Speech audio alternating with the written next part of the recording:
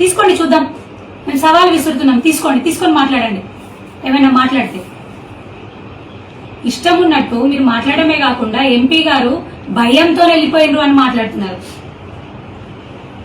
భయంతో వెళ్ళలేదు.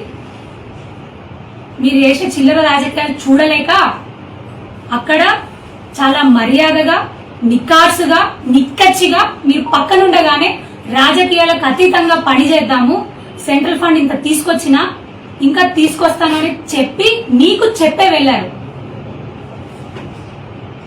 దౌడపల్లి రాలగొడతానడంలో తప్పేముంది? మీరు చేసే రాజకీయాలు, మీరు చేసే ప్రవర్తనలు ఇవన్నీ చూస్తే వారు మిమ్మల్ని దౌడపల్లి రాలగొడతానడంలో తప్పేముంది? మీరు మహిళా ప్రజాప్రతినిధులను కూడా చూడకుండా మమ్మల్ని ఇష్టం ఉన్నట్టు మాటలు మాట్లాడొచ్చు. నేనైనా, జిల్లా మహిళా నాయకులనైనా, ఎవరినైనా మాట్లాడొచ్చు. నేనెన్ని కష్టాలు పడ్డా, పాపం చెప్పి చైర్మన్ గా ఉండి దావసంత గారు ఎన్ని కష్టాలు పడ్డారు. మమ్మల్ని మీరు ఎన్ని చిల్లర మాటలు మాట్లాడినరు, సముదాన్ని బెదిరించారు నా పిల్లల్ని, నన్ను. దానికంటే ఎక్కువ నా దౌడపల్లి రాలగొడతా అనడం చాలా చిన్న విషయం. ధర్మపురి అరవింద్ గారు దౌడపల్లి రాలగొడతా అనడం చాలా చిన్న విషయం. అరవింద్ అన్న గారు మీరు మాట్లాడేది ఇంకొంచెం పెద్దగా మాట్లాడాల్సింది. మేము నిజంగా డిసప్పాయింట్ అయినాం. దౌడపల్లి రాలగొడతా అంటే చాలా చిన్నగా మాట్లాడారు, ఇంకొంచెం పెద్దగా మాట్లాడాల్సింది. అంటే ఏదో గొడవ చేయాలనే కదా అక్కడ. ఏ కార్యక్రమంకైనా, అఫీషియల్ కార్యక్రమంకైనా మీరు ఎప్పుడైనా వెళ్ళిండ్రా అట్లా ఒక 10-15 కార్లు పట్టుకొని ఇక్కడ ఉన్నటువంటి జగిత్యాల టౌన్ సంబంధించినటువంటి నాయకులను, ఉన్నోళ్ళని, లేని అందరిని అందులో వేసుకొని వెళ్ళిందా ఎప్పుడన్నా? నిన్న ఎందుకు వెళ్లాల్సి వచ్చింది? కావాల్సుకొని పార్టీ నినాదాలు ఎందుకు చేయాల్సి వచ్చింది? మీరు ఉన్నాయేదో టీఆర్ఎస్ పార్టీ అంటారు, నినాదాలు చేసేదేమో జై కాంగ్రెస్ అంటారు. మీరు ఉన్నదే పార్టీలు అసలైన కాంగ్రెస్ కార్యకర్తలు పాపం అడుగుతా ఉన్నారు. అసలైన కాంగ్రెస్ వాళ్ళు మేము కదా, మరి అక్కడ ఉన్న వాళ్ళందరూ మరి ఎవరెవరో కనిపిస్తున్నారు. పార్టీ కోసం 40 సంవత్సరాలు కష్టపడ్డ వాళ్ళు మేమున్నాం కదా, మరి అక్కడ ఇంకెవరెవరో కనిపిస్తున్నారు. ఉంటే ఒకరిద్దరు ఉండొచ్చు. మ్యాక్సిమం ఉన్న వాళ్ళందరూ మళ్ళా ఎమ్మెల్యే గారిని చలాభం కోసం చేయగొట్టే వాళ్ళే. మీరే కదా ఫస్ట్ పార్టీ నినాదాలు స్టార్ట్ చేసింది. ఎంపీ గారేగా అఫీషియల్ ప్రోగ్రామ్ కోసం వస్తే ఆ మర్యాద కూడా లేకుండా ఇష్టం ఉన్నట్టు నినాదాలు చేపిస్తూ మీ పేడ్ బ్యాచ్ తోని జై కాంగ్రెస్ అనుకుంటూ ఇష్టం వచ్చినట్టు చేపించుకుంటూ.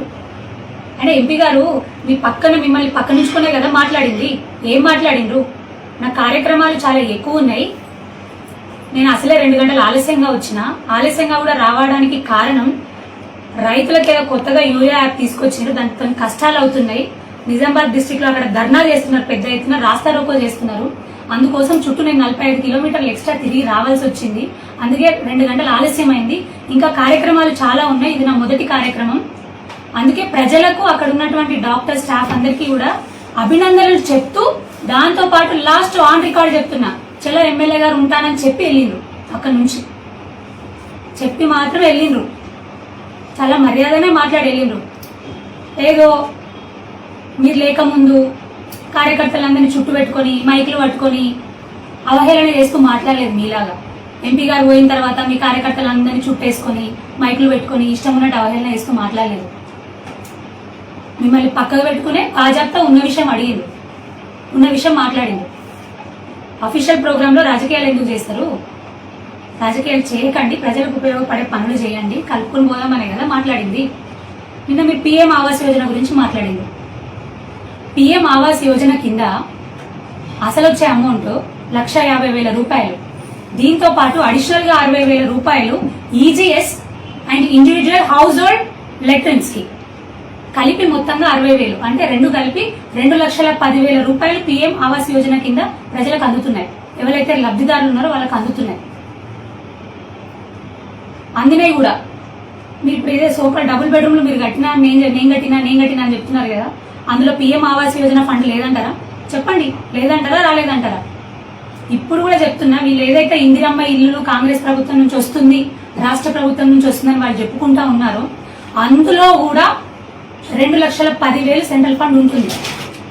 మీ రాష్ట్ర ప్రభుత్వం పిఎం ఆవాస్ యోజన పోర్టల్ కి సరిగా లింకప్ చేయకుండా అందులో కావాల్సినటువంటి లబ్ధిదారుల డీటెయిల్స్, జాబ్ కార్డు కానివ్వండి, ఆధార్ కార్డు కానివ్వండి, ఇండివిజువల్ డీటెయిల్స్ కానివ్వండి, జియో ట్యాగింగ్ కానివ్వండి, ఇవేవి కూడా అటాచ్ చేయకుండా, సరిగా లింకప్ చేయకుండా ఇప్పుడున్న అమౌంట్ ఆగిపోయింది.